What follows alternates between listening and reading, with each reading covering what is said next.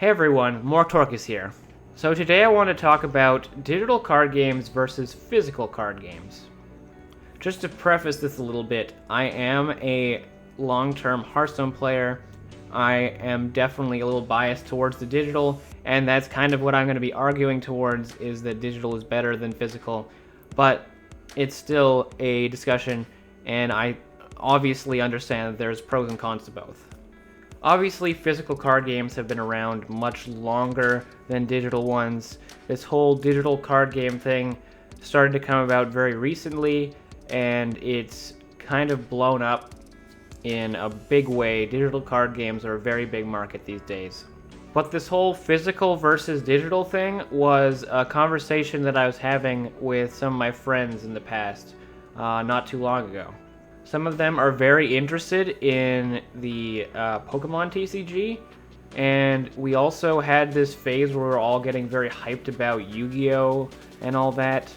That kind of came to an end when I came to terms with the fact that Yu-Gi-Oh! Today definitely isn't the Yu-Gi-Oh! I grew up with anymore. Anyway, let me give you a little bit of backstory on my card gaming history. So, pretty much, I've always been into very strategic types of games. When I was 5 years old, I saw an episode of the Yu-Gi-Oh! Anime. It was season 1 of the original series. It was that one episode where Yugi is dueling the shadow of Kaiba, while the real Kaiba is hacking the game so that he can help him win. I was immediately sucked into it, and I wanted to get Yu-Gi-Oh! Cards of my own. I convinced my parents to get me some, and getting Yu-Gi-Oh! Packs kind of started being my reward for just being a good kid. Given that I was a very well-behaved child, I ended up getting quite a large collection of them, actually.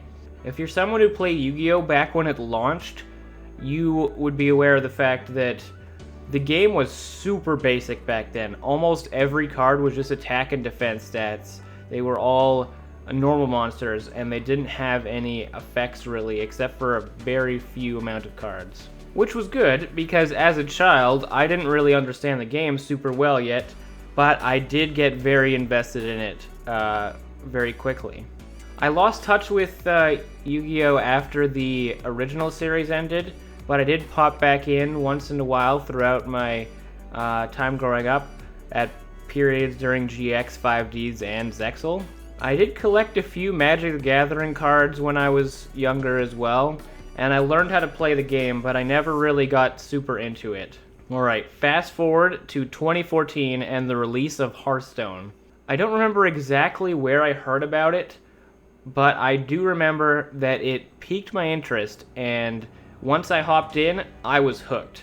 This was despite the fact that when I started out, I was pretty bad. I was really pushing this spell damage mage, which had no real win condition outside of making really big board clears like Arcane Explosion for 5 damage. Big whoop, right? I'd win some games with it, but really, when you have almost no minions, it doesn't matter if you clear your opponent's minions, you're not going to win the game. So I've played Hearthstone consistently since then, all the way up till now, and I've barely missed a daily quest in all those years. I also checked out a lot of YouTube videos and such to try and help myself improve and learn the game, and I've definitely improved dramatically since then.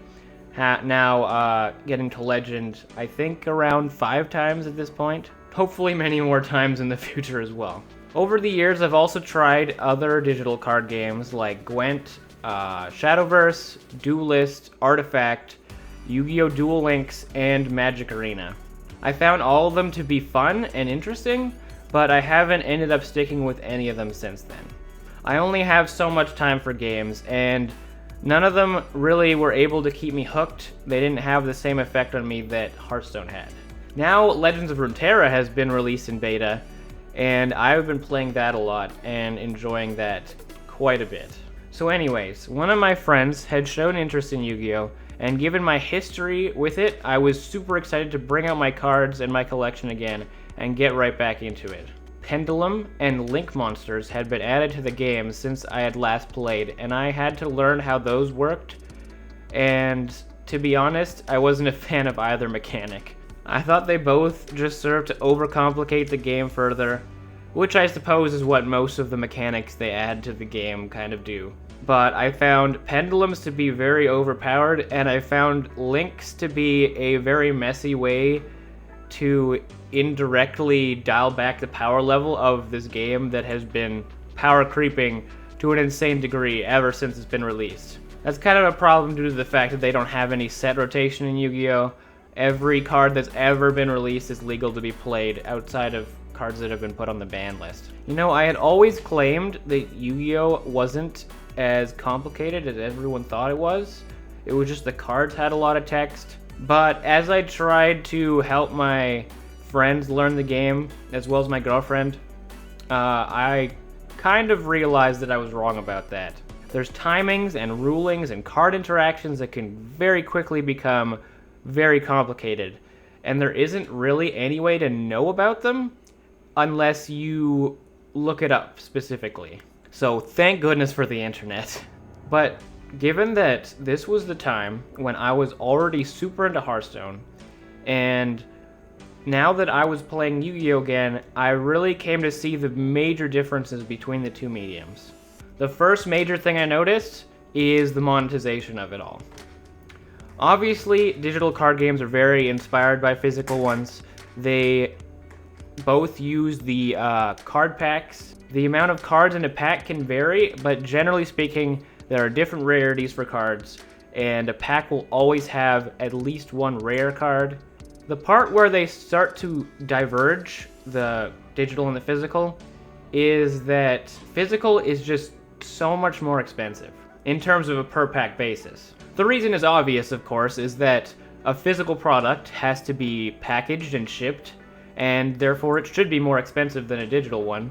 And obviously the feel of having a card in your hand, a tangible, real thing, does have some value in itself. Nonetheless, the price difference between the two is significant, and getting a card that you want can cost a serious wad of cash. Singles are sold. You can buy a specific card if you don't want to open packs until you just randomly receive it. However, some of the best and most rare cards can be ridiculously expensive. The fact that you can trade and sell your cards can definitely reduce the effect on your bank account. But if you're really serious about the game, you're probably going to be more inclined to keep your amazing card that you opened than to sell it to get the money back so that you're not spending so much on the game. On the other side, digital card games will generally not allow any trading, and your cards are your cards. The idea of breaking down duplicate cards for material that you can use to make other cards is a way to make up for that, and is used in most digital card games. Because of that, even if you can't trade for this card that you want, you can still make the card that you want by taking the material that you've gotten and turn it into the one that you're looking for, rather than opening more and more packs and not getting the one that you wanted. And beyond that, most digital card games these days are free to play.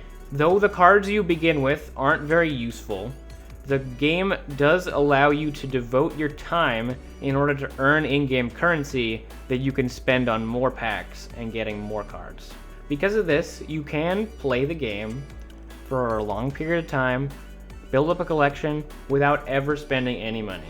I have seen a lot of people say that digital card games are very expensive.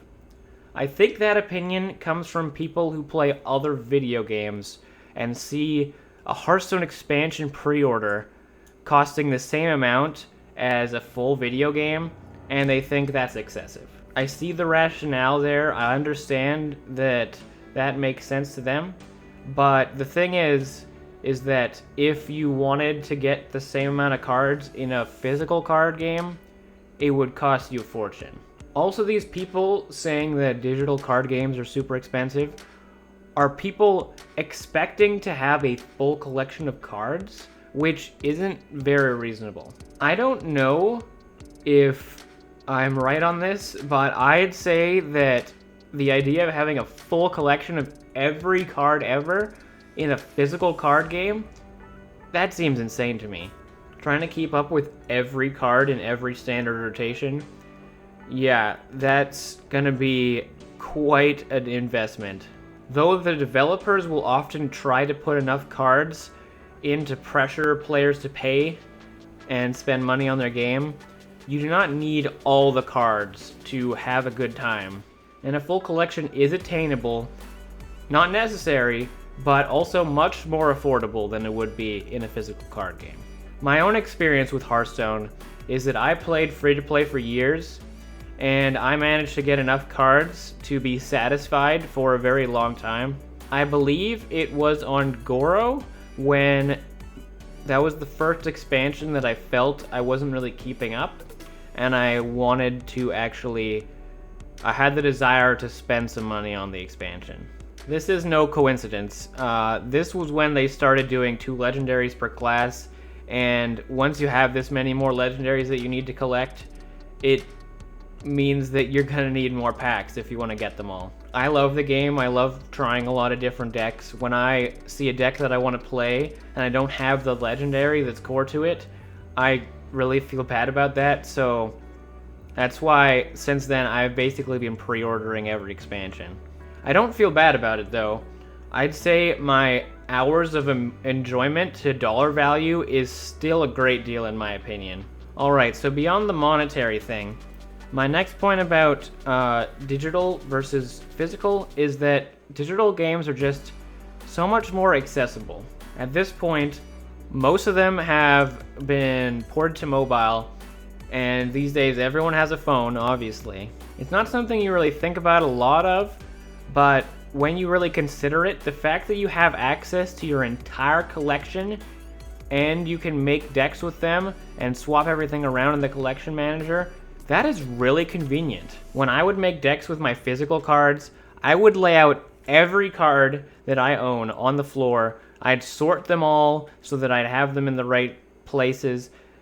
And this is all stuff that the game can just do for you in a digital space. Deck building is one of my favorite things about card games.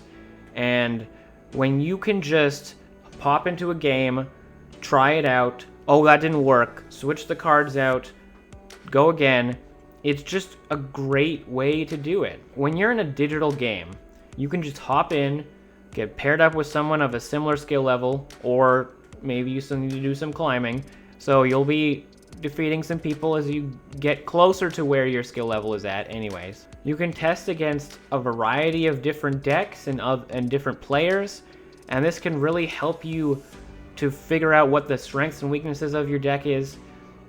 And this just makes deck building so easy and fun, right? Now I understand that the social aspect is definitely a strong driving force to playing the physical card games.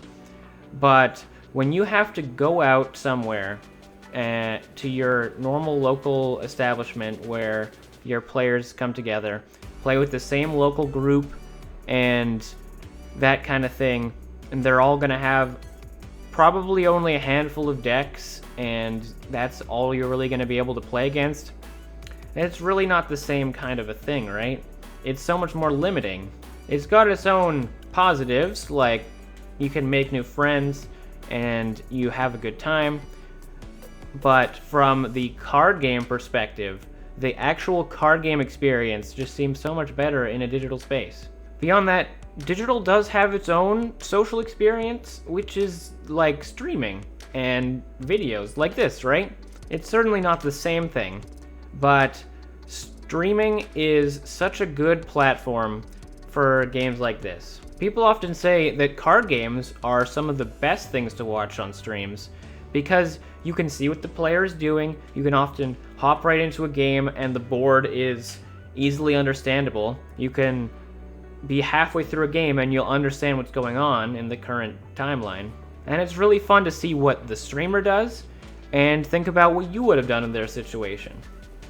Or even give them advice as to what you think they should do. And given that it's a slower game, your streamer will often have a lot more time to interact with their chat and so forth. And you get exposure to a lot of cool decks this way, and you get to see them get played, and then maybe you want to play it. Obviously, physical card games, people have forums, they're gonna go on there, try and find new deck lists. But actually seeing it getting used, unless you have a digital way to represent it, I think it would be hard to make a high quality video of someone playing a card game on a table. But I haven't looked for it, so I wouldn't know, I suppose. So the third big thing that's different between digital and physical card games is that digital cards can do so many things that physical can't. Or at the very least, would be totally unreasonable to try and manage in a physical game, due to the amount of effort that you have to put into it. For instance, the generation of new cards, like creating a card out of nothing, that really leverages the power of a digital medium. Imagine trying to do something similar in real life, where you would have to shuffle a stack of cards that would have to include every card in the entire game. You'd have to sort it to take out the exact cards that would be specific to the category of card you're trying to create.